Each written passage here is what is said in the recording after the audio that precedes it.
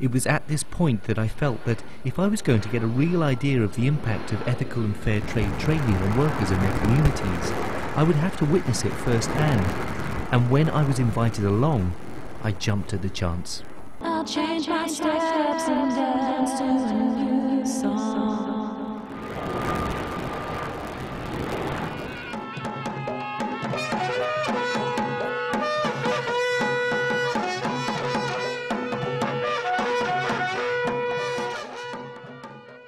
A decision had been made to travel to India before Christmas, but this was changed to early January at the last moment, and we were ultimately thankful for this.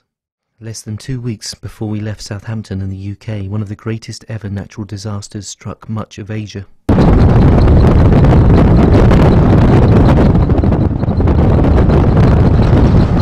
When the tsunami struck on December 26, 2 villages were the most affected. One was Patinacherry in Karaikal.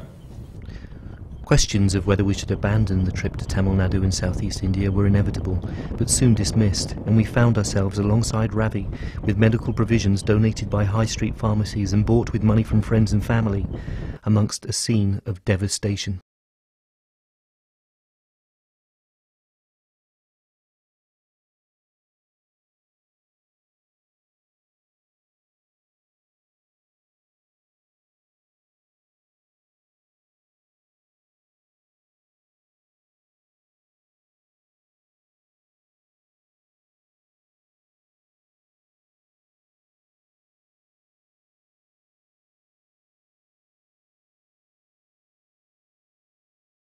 Out of the 450 houses, only 150 are standing.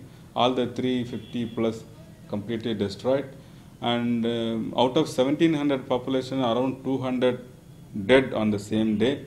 It had become clear by this time that Ravi was in charge of the operation of recovery in Patinacherry, and as well as being involved in business, that he therefore also had a strong link with social projects in the area. It was such a humbling experience to see people in such a small community who had lost so many friends and family and had so little, smiling and welcoming us to the village and even thanking us just for being there. Their strength of community was very evident as people gathered around us to share their experience of the last few weeks.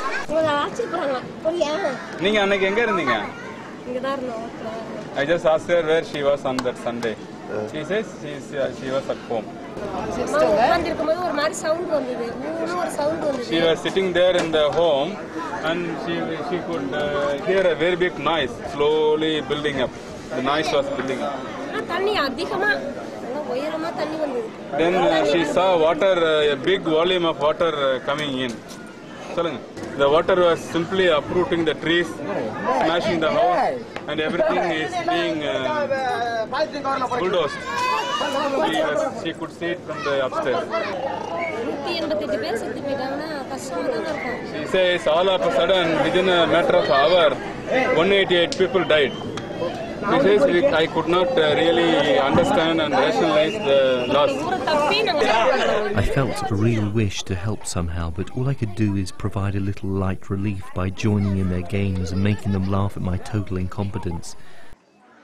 I was also given the honour of serving the food to them. It was clear that in the short term there was little else that could be done other than what had been achieved by the group coordinated by Ravi and financed by Goal. But in the long term, Dr. Carey and Ravi Kuliman already had other plans.